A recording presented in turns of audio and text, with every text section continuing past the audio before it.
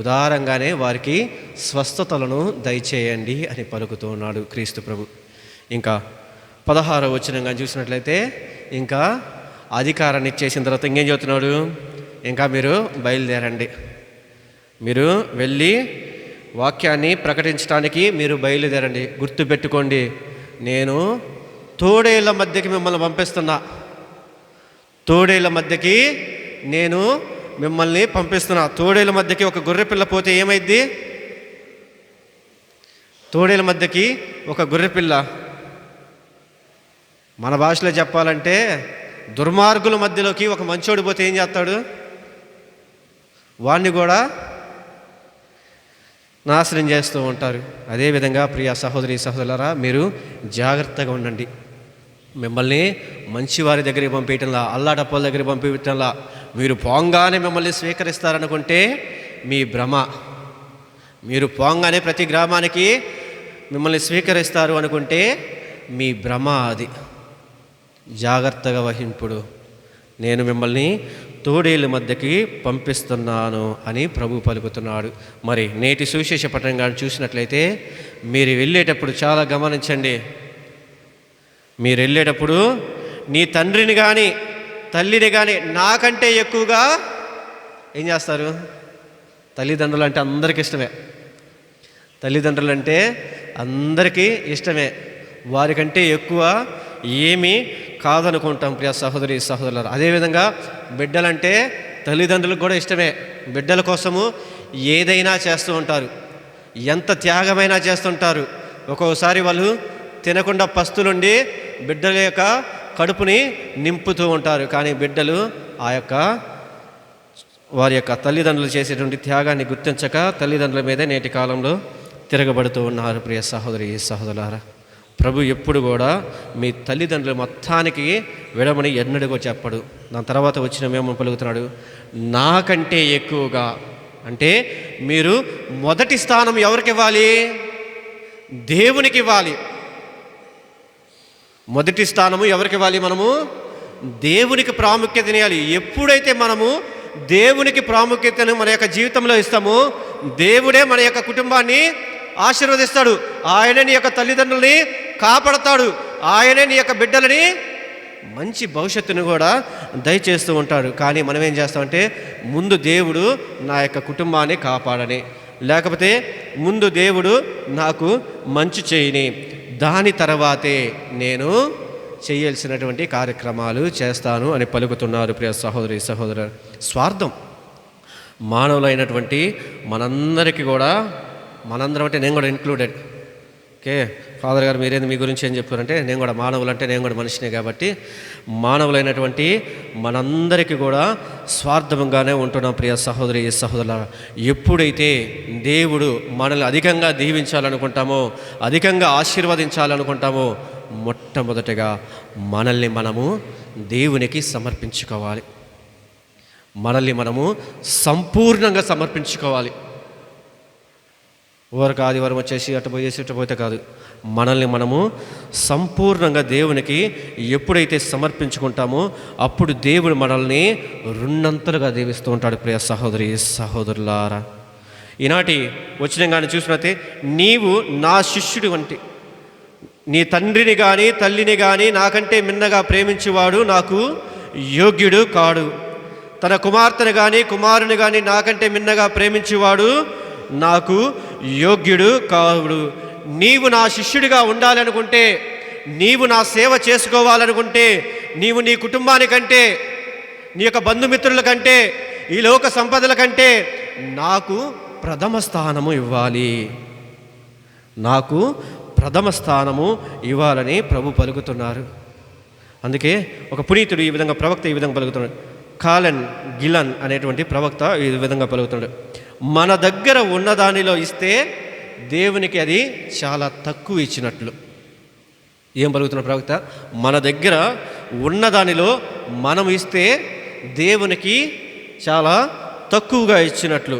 కానీ మనల్ని మనము దేవునికి సమర్పించుకుంటే చాలా ఎక్కువగా ఇచ్చామని ప్రవక్త పలుకుతున్నాడు. ప్రియ సహోదరులారా, అంటే మనల్ని మనం డబ్బు అడగడు దేవుడు.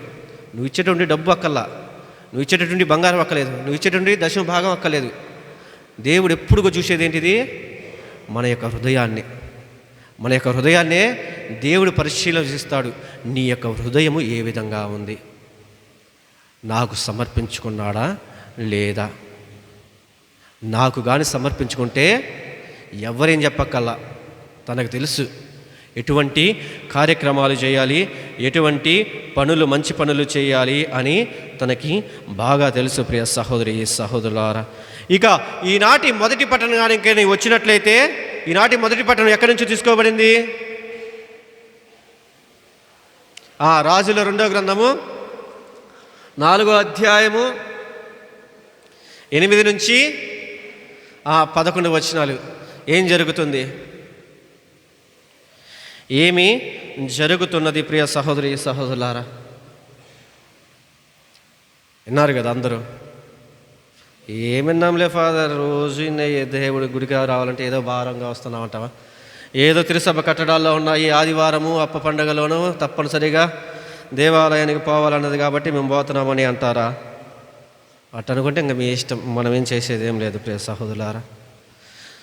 ఎప్పుడైతే అభిషక్తుడు తనని తాను సంపూర్ణంగా సమర్పించుకుంటాడో, ఈ లోక ఆశల్ని మొత్తం మీద త్యజించేసుకుంటాడు, కుటుంబాన్ని కూడా వదిలేసుకొని దేవుని సేవ కొరకు తన యొక్క జీవితాన్ని అర్పిస్తూ ఉన్నాడు.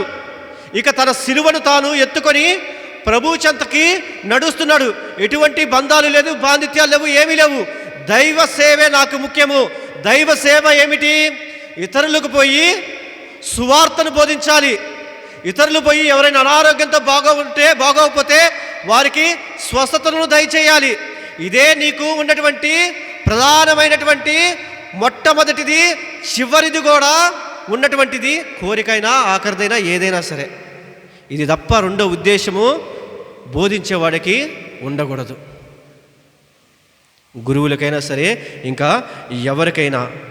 కొంతమంది ఏం చేస్తుంటారంటే, గురువులైనా కానీ ఏం పలుకుతుంటారు? బిషప్ ట్రాన్స్ఫర్ టైంలో ఇవన్నీ జరుగుతాయి. మా అమ్మగారికి ఆరోగ్యం లేదు, బాగోగలేదు తండ్రి గారు, నన్ను మా ఇంటికి దగ్గరగా వేయండి. మా ఇంటికి దగ్గరగా వేస్తే నేను పోయి మా అమ్మని చూసుకొని వస్తాను. మా తమ్ముడికి ఆరోగ్యం బాగాలేదు, పోయి చూసుకొని వస్తాను. ఎప్పుడు ట్రాన్స్ఫర్ టైంలో మీ అమ్మని, మీ అక్కని, మీ చెల్లిని, కుటుంబ సభ్యుల్ని దేవుడు చూసుకుంటారు. నిన్ను మొట్టమొదటిగా నువ్వేం చెప్తావు గురువేటప్పుడు? మీరు ఎక్కడికి పంపిస్తే అక్కడికి నేను పోతానని పలుకుతాము. మరి ఒక 5 సంవత్సరాలు 2 సంవత్సరాలు విచారణ గురువులంగానే ఎందుకు ఎన్ని మార్పులు ఎందుకు వస్తున్నాయి? మొట్టమొదటి ఉన్నటువంటి విశ్వాసం ఏమవుతుంది? నమ్మకం ఏమైపోతుంది? అంటే మొట్టమొదటిగా అంటే కోల్పోతున్నాం. దేవుడి మీద నమ్మకాన్ని మనల్ని మనము తీసేసుకుంటూ ఉంటాము. నువ్వు బోధిస్తున్నావు, బోధిస్తుంది నువ్వే కదా, మరి నీ కుటుంబాన్ని దేవుడు కాపాడుతారని నువ్వు నమ్మవా? నువ్వు వెళ్ళు, నీ కుటుంబాన్ని ఆయన చూసుకుంటాడు. ఎక్కడికి పడితే అక్కడికి వెళ్ళిపో అని ప్రభు పలుకుతున్నారు. అందుకే ప్రభు సువార్తను బోధించే టయానికి నీవు జాలనైనను జోలనైనను ఏమి కూడా తీసుకొని పోవద్దంటాడు. నువ్వు ఏమి కూడా తీసుకొని పోవద్దని పలుకుతూ ఉంటాడు ప్రియ సహోదరి సహోదరులారా. తర్వాత వచ్చినంగా చూసినట్లయితే, మిమ్ము స్వీకరించువాడు నన్ను స్వీకరించును. ఎవరైతే మిమ్ములను అంగీకరిస్తారో వారు నన్ను కూడా అంగీకరిస్తారు. నన్ను అంగీకరిస్తే నన్ను పంపినటువంటి దేవుణ్ణి కూడా అంగీకరిస్తూ ఉంటారు. ఇంకా తర్వాత వచనం చాలా బాగుంటుంది. ఒక ప్రవక్తని ప్రవక్తగా మనము స్వీకరించాలి. ప్రవక్తని ప్రవక్తగా మనము గుర్తిస్తేనే మనకి అద్భుతాలు జరుగుతాయి. నేడు ఈరోజు కానీ లేకపోతే మన యొక్క విచారణలో కానీ మనము ఒక గురువుని ఏ విధంగా చూస్తూ ఉన్నాము, ఒక గురువుని ఎటువంటి ఉద్దేశంతో మనము చూస్తున్నాము. ఇప్పుడు దివ్యబలి పూజను సమర్పిస్తుంది మీకు అందరికీ కూడా సాగర ఫాదరు లేకపోతే మన మరియన్న ఫాదరు లేకపోతే బిషప్ తండ్రి గారు కనపడితే ఎటువంటి ఉపయోగం ఏమీ లేదు. ఎటువంటి ఉపయోగం ఏమి లేదు. మీకు కనపడాల్సింది, మీకు కన్నులకు కనపడాల్సింది క్రీస్తు ప్రభువే స్వయాన ఈ యొక్క పీఠము పైన ఉపదేశిస్తున్నాడు. క్రీస్తు ప్రభువే ఈ యొక్క దివ్యబలి పూజను సమర్పిస్తున్నాడు. క్రీస్తు ప్రభువే తనను తాను మరలా బలిగా తండ్రికి సమర్పిస్తున్నాడు అని మనం చూడగలగాలి. ఎప్పుడు చూడగలుగుతాము? మనల్ని మనము దేవునికి సంపూర్ణంగా సమర్పించుకున్నప్పుడే మనము ఆ యొక్క అద్భుతాన్ని చూడగలుగుతాము. ఆ యొక్క అద్భుతాన్ని మనం చూడాలంటే ఆధ్యాత్మికమైనటువంటి కనుల దృష్టితోటే మనము ఆ యొక్క అద్భుతాన్ని చూడగలుగుతాము. ఎప్పుడైతే మీకు సాగర్ ఫాదర్ కనపడతాడో, లేకపోతే మరియన్న ఫాదర్ కనపడతారో, ఇవన్నీ మనము మన కుటుంబాల్లో ఎటువంటి మార్పేమీ ఉండదు. మరి కొంతమంది ఏం చేస్తుంటారు, ఆయన మాకెందుకు తెలియదు, చిన్నప్పటి నుంచి మాతో పాటే పెరిగినాడు, మాతో పాటే తిరిగినాడు. ఒక్కసారి దేవుని చేత అభిషేక్తం పొందినటువంటి వారు ఎవరైనా సరే, అది మీ అన్నైనా సరే, తమ్ముడైనా సరే, లేకపోతే బామద్దైనా సరే, కొడుకైనా సరే, ఇంకా మీ బిడ్డ కాదు. మనకి ఆయనకి ఎటువంటి సంబంధం లేదు. ఆయన ఒక గురువు, దేవుని సేవకుడు. మనము మన బిడ్డగానే గుర్తించినట్లయితే నో యూస్, ఎటువంటి ఉపయోగం లేదు. మనము ఒక గురువులో చూడవలసినటువంటిది దైవ సేవకుడు. ఇతనిలో దేవుని ఆత్మ ఉంది, ఇతనిలో దేవుని ఆత్మ ఉంది. ఇతనికి కానీ, ఇతని వాక్యాన్ని కానీ మనము కానీ అనుసరిస్తే దేవుడు మనకి మేలు చేస్తాడు. ఒకవేళ మనము కానీ ఆయన చేస్తే ఆయన పోతాడు. సాగర్ ఫాదర్ తప్పు చేస్తే సాగర్ ఫాదర్ తప్పు పాపన ఆయన పోతాడు. మీకే మనం చేయాల్సిందేంది? ప్రార్థన చేయాలి. అందుకే మనము ప్రతి దివ్య బలి పూజలో గురువుల కోసం ప్రార్థన చేస్తూ ఉంటాము. వారికి మంచి ఆరోగ్యం దయచేయమని, వారు చేసినటువంటి పాపాలు మన్నించమని, ఇంకా మంచిగా మీరు తీర్చిదిద్దమని మనము ప్రతిరోజు కూడా గురువుల కోసము ప్రార్థన చేస్తూ ఉంటాము. ప్రియ సహోదరి సహోదరులారా, మనము గురువులో ఎప్పుడు కూడా దేవుని గుర్తించాలి. ఈనాటి మొదటి పట్టణం కానీ వచ్చినట్లయితే ఇంక రండి, ఇంకా బైబిల్ తిరగేయండి, బైబిల్ తీయండి. మొదటి పట్టణము ఎక్కడి నుంచి? రాజుల 2వ గ్రంథము 4వ అధ్యాయము 11వ వచనం నుంచి 8వ వచనం నుంచి 11వ వచనం వరకు. షినేము నగరము కానీ చూసినట్లయితే 8వ వచనము, అక్కడ ఒక సంపన్నురాలు అతనికి భోజనమునకు రమ్మని బలవంతం పెట్టింది. ఎవరిని? ఎలీషా ప్రవక్తని. ప్రియ సహోదరి సహోదరులారా, ఎలీషా ప్రవక్తని అక్కడ ప్రవచనాలు ప్రబోధిస్తున్నటువంటి సమయంలో, వాక్యాన్ని బోధించినటువంటి సమయంలో, అక్కడ ఒక ధనవంతురాలు తన ఇంటికి రమ్మని పిలిచింది. ప్రతిసారి కూడా ఆ యొక్క గ్రామానికి వచ్చినప్పుడు, లేకపోతే ఆ యొక్క పట్టణానికి వచ్చి వెళ్ళేటటువంటి సమయంలో వారి యొక్క ఇంటికి వచ్చి ఆతిథ్యాన్ని స్వీకరించి పోతుంటాడు. ఆ యొక్క తల్లి ఏం చేసింది? ఆ యొక్క భర్తతో ఏం పలుకుతుంది? ప్రవక్త ప్రతిసారి కూడా మన యొక్క ఇంటికి వస్తున్నాడు, మన యొక్క గృహాన్ని సందర్శిస్తున్నారు. మనం ఏం చేద్దామంటే మన యొక్క ఇంటి పైన ఉన్నటువంటి మేడ పైన ఒక గదిని వారికి ఏర్పాటు చేద్దాము. ఒక గదిని వారికి మనము ఏర్పాటు చేద్దాము. అతని కోసము మనము ఆ యొక్క గదిలో ఏమేమి ఉంచుదాము? ఒక బల్లని, మంచుని, కుర్చీని, ద్వీపాన్ని ఉంచుదాము. దేనికోసము? తాను బోధించటానికి తనను తాను సిద్ధపరచుకుంటాడు.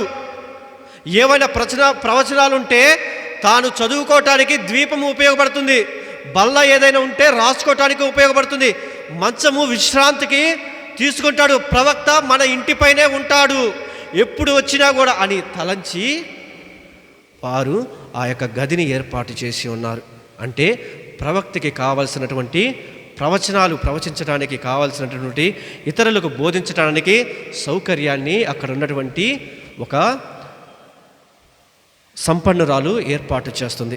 మరి చాలా విచారంలో చూస్తున్నాం. నేను మీ విచారణ గురించి చెప్పడం లేదు, మా మేత్రాసనం గురించి చెప్తాను. ఎందుకంటే ఎక్కువ ఉంది మా మేత్రాసనంలోనే. కాబట్టి మంచి చేయాలని ఏదైనా గురువు కానీ వస్తే ముందుకొస్తే ఆపటానికి ముందుగా ఉంటారు. అరే మన దేవాలయంలో అన్నీ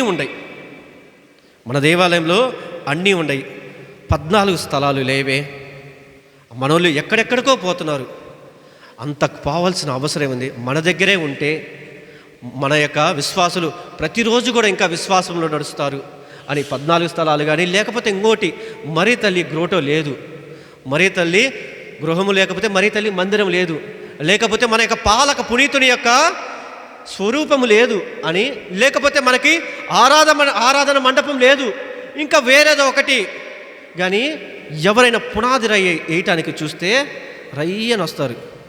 ఎందుకయా? ఏం డబ్బులు ఎక్కువైనాయా? ఏమన్నా మీకు డబ్బులు ఎక్కువైపోయినాయా? ఇంకేమంటారు?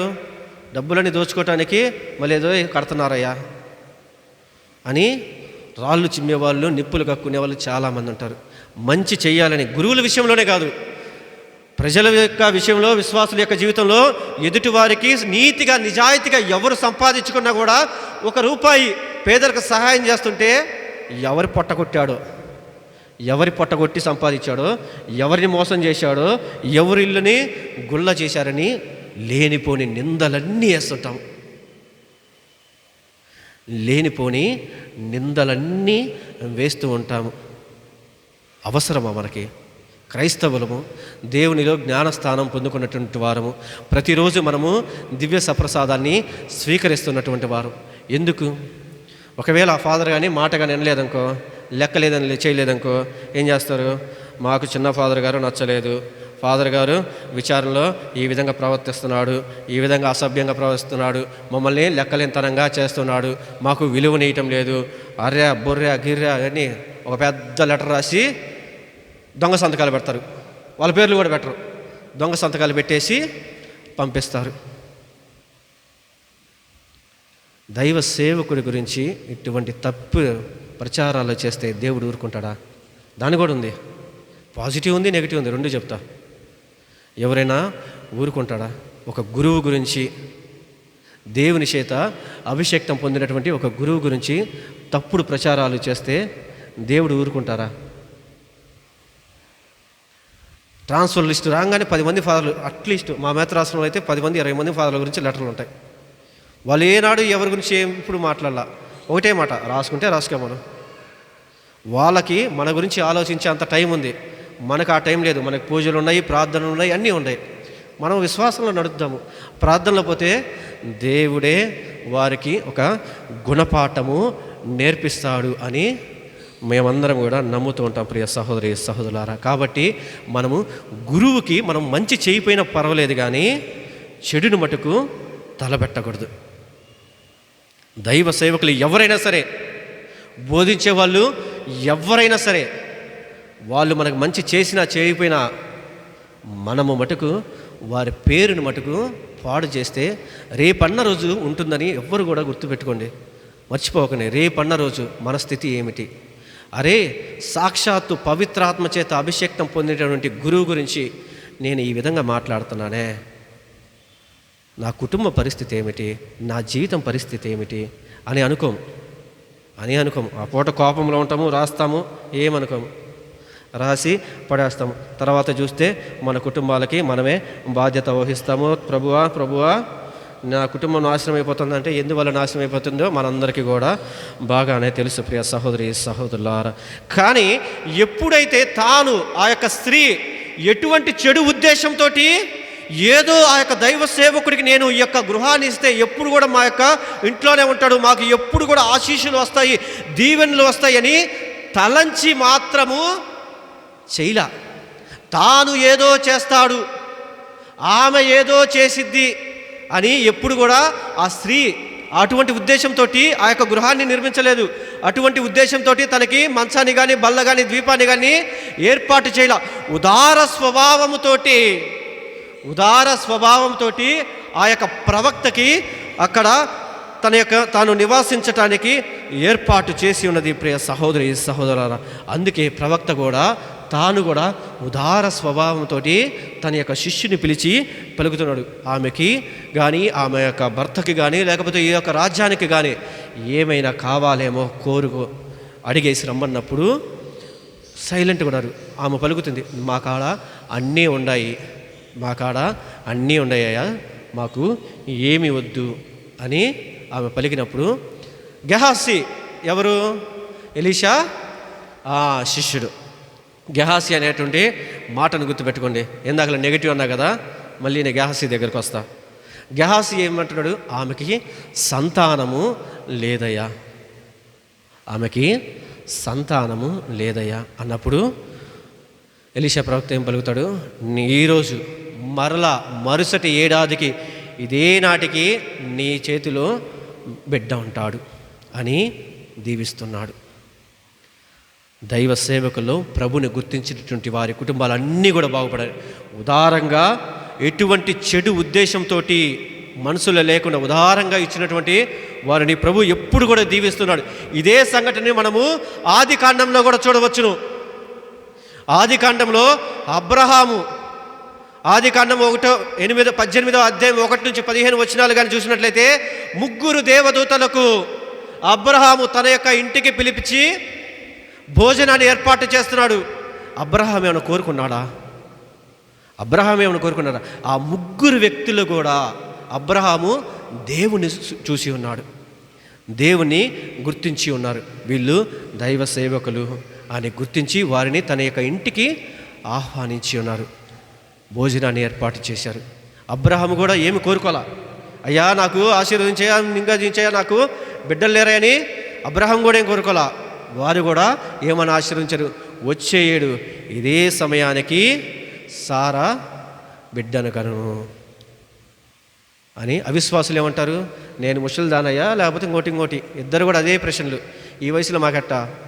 దేవుణ్ణి నమ్మండి, దేవుని నమ్మి దైవ సేవకుల్లో మీరు దేవుణ్ణి గుర్తించండి, మీకు మీ యొక్క కుటుంబాల్లో అద్భుతాలు జరుగుతాయి. ఇంకా నూతన నిబంధనకు వచ్చేసరికి యోహాను సువార్త 6వ అధ్యాయం 9వ వచనం కానీ చూసినట్లయితే, ఒక చిన్న పిల్లవాడి దగ్గర ఎన్ని చేపలు ఉంటాయి? 2 చేపలు 5 రొట్టెలు. పిల్లవాడు కూడా చిన్న పిల్లల దగ్గర నుంచి తీసుకుంటే, ఏమైనా వస్తువు తీసుకుంటే ఏం చేస్తాడు, యా అని గట్టిగా అరుస్తూ ఉంటాడు. చిన్న పిల్లోడి దగ్గర నుంచి రొట్టెలు తీసుకురమ్మన్నప్పుడు చిన్నపిల్లడు కూడా ఉదార స్వభావంతో వచ్చాడు.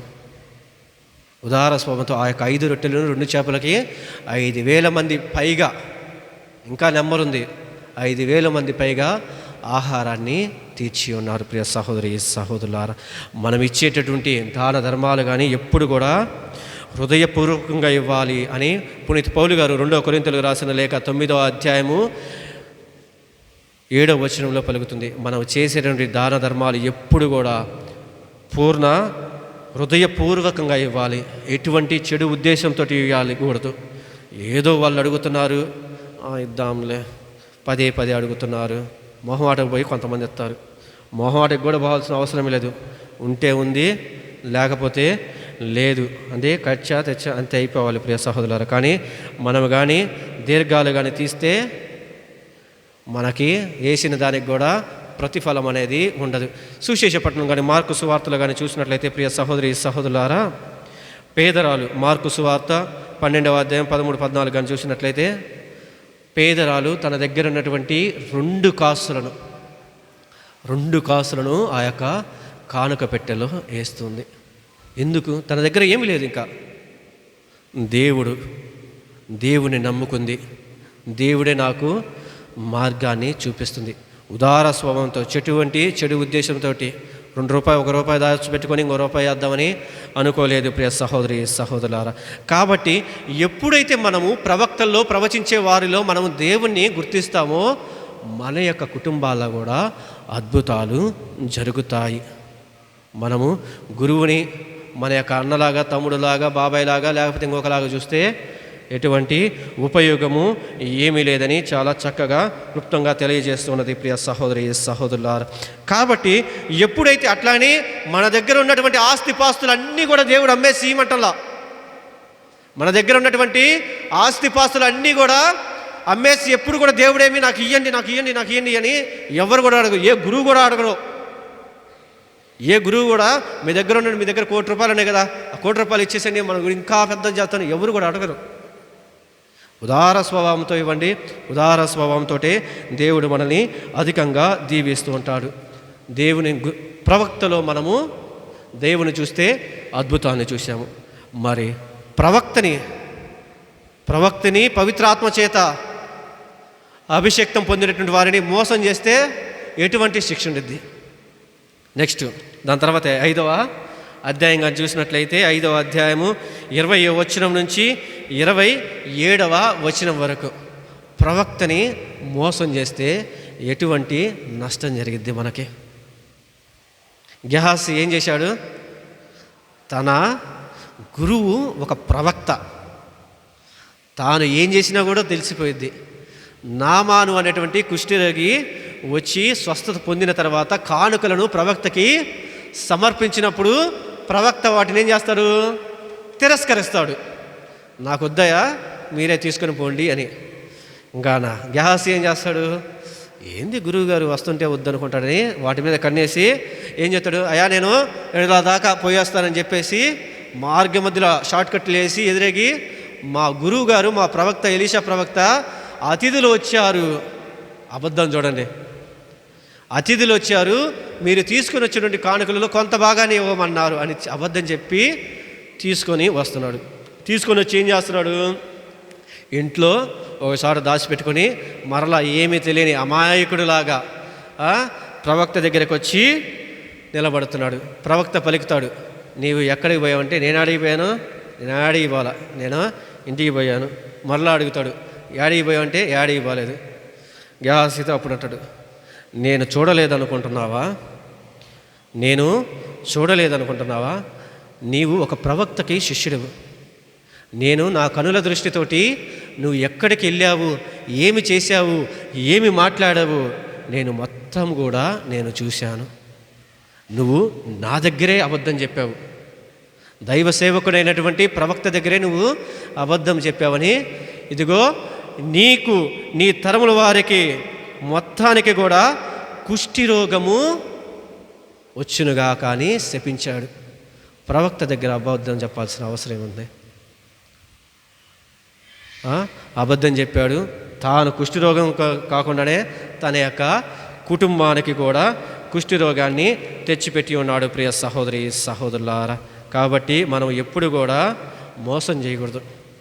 గురువులని మనము ఎప్పుడు కూడా మోసం చేయకూడదు. ప్రియ సహోదరులు, మోసం చేశారంటే, గురువుకు కానీ తెలిసిందంటే, గురువు కానీ పొరపాటును కానీ శపిస్తే మన యొక్క జీవితాలు ఏ విధంగా ఉంటాయని చూసుకోవాలి. ఇంకా రెండవ సంఘటన, అపోస్తుల కార్యము 5వ అధ్యాయము నుంచి 1వ వచనం నుంచి 11 వచనాలు కానీ చూసినట్లయితే, అననీయ సఫీరా అనేటువంటి ఇద్దరు భార్యాభర్తలు, అక్కడ ఒక్కడే శిష్యుడు, ఇక్కడ భార్యాభర్తలు ఇద్దరు కూడా పేతురు గారికి అబద్ధం చెబుతున్నారు. ఏమని? తాను సంపాదించుకున్నటువంటి తన యొక్క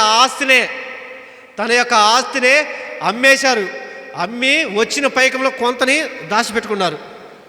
కొంత దాచిపెట్టుకొని కొంత పేతురు గారి దగ్గరికి వారి యొక్క భర్త తీసుకొని వచ్చి, అయ్యా ఇదిగో మా దగ్గర ఉన్నటువంటి ఇల్లుని అమ్మేసి ఇదిగో దీని మాత్రమే వచ్చింది, ఇంతే వచ్చింది, 12 లక్షలు వస్తే నాకు వచ్చింది 6 లక్షలే అని అబద్ధం పలికాడు. అబద్ధం పలికితే ఏమైంది? రక్తం కక్కుని చచ్చాడు. ఈయన పోయి బూడ్స్ వచ్చేలోపు మళ్ళీ వాళ్ళ భార్య వచ్చి, ఇదిగోనయ్యా ఇంతే వచ్చింది అని మళ్ళీ అబద్ధం చెప్పింది. ఏం చేశారు? 3 పిల్లలిద్దరూ పోయారు. పేతురు గారు ఏమన్నా మీ ఇంటిని అమ్మేసి వచ్చిన పైకాన్ని మొత్తం కూడా తీసుకున్నామని చెప్పాడా? అది మీ డబ్బే కదా, మీ ఇల్లే కదా, మీరే కదా ఇస్తానని చెప్పింది.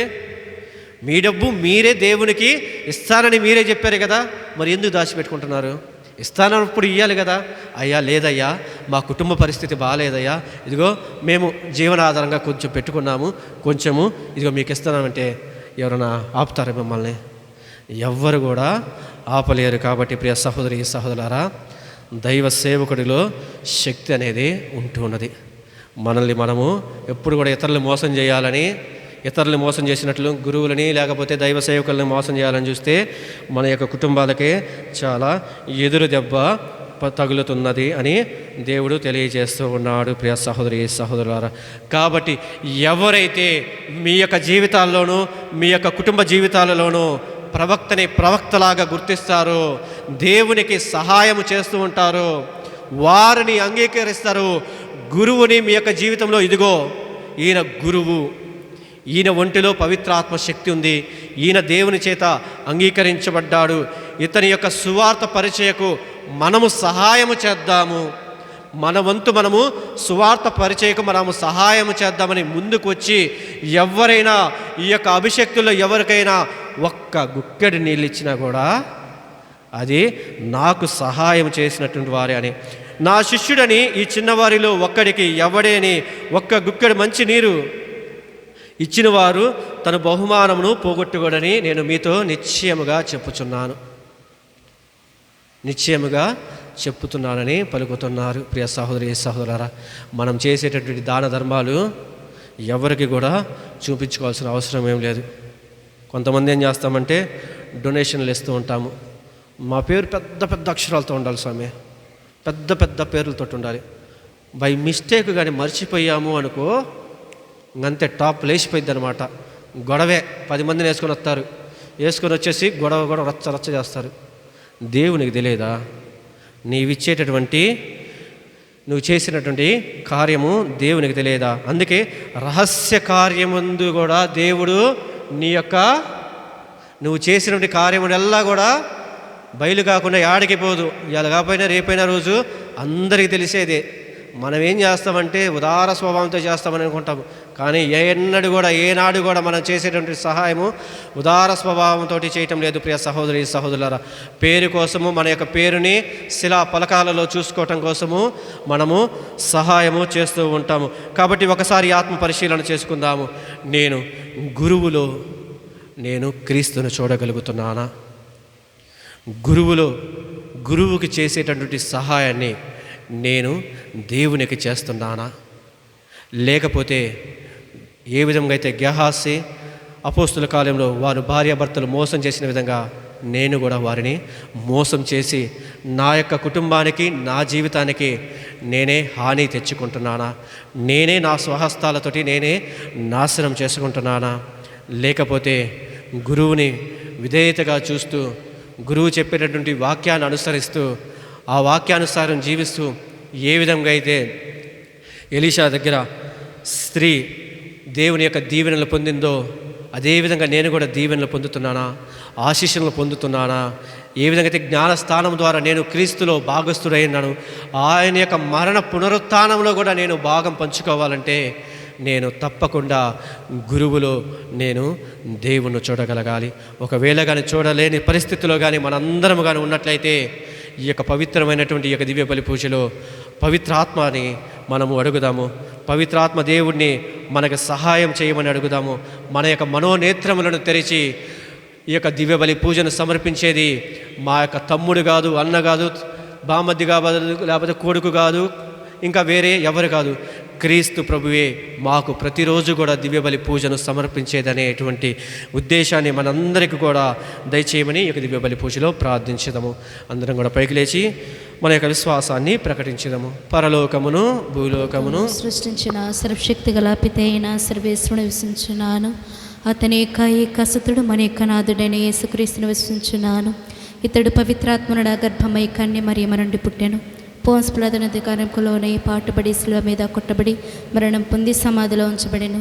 పాతాళముకు దిగి 3వ నాడు చనిపోయిన వనుడు లేచెను. పరలోకమునికి సర్వశక్తి గల పిత అయిన సర్వేశ్వరుని కుడి పక్కన కూర్చుని ఉన్నాడు. అక్కడ నుండి జీవించే వాళ్ళకును చనిపోయిన వాళ్ళకును తీర్పు చేయుటకు వచ్చును. పవిత్రాత్మను విశ్వసించున్నాను. పరిశుద్ధ కథలిక సభను, పునీతుల సంబంధ ప్రయోజనమును విశ్వసించున్నాను. పాపముల మన్నింపును విశ్వసించున్నాను. శరీరం యొక్క ఉత్థానమును విశ్వసించున్నాను. నిత్య జీవమును విశ్వసించున్నాను. ఆమేన్. అందరం కూర్చొని అర్పణ గీతం పాడుకుందాము.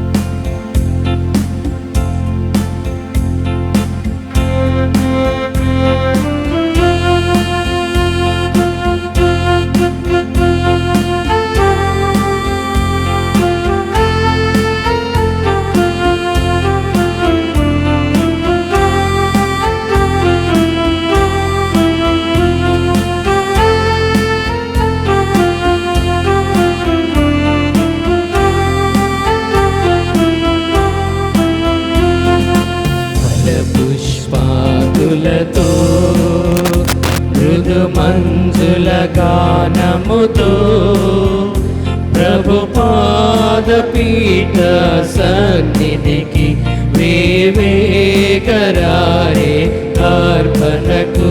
ప్రభు పాదపీఠ సన్నిధికి వేవేగరారే అర్పణ అర్పణకు ఫల పుష్పాదులతో మృదు మంజుల గానముతో ప్రభు పాదపీఠ సన్నిధికి వివిగరారే అర్పణకు ఫల పుష్పాదులతో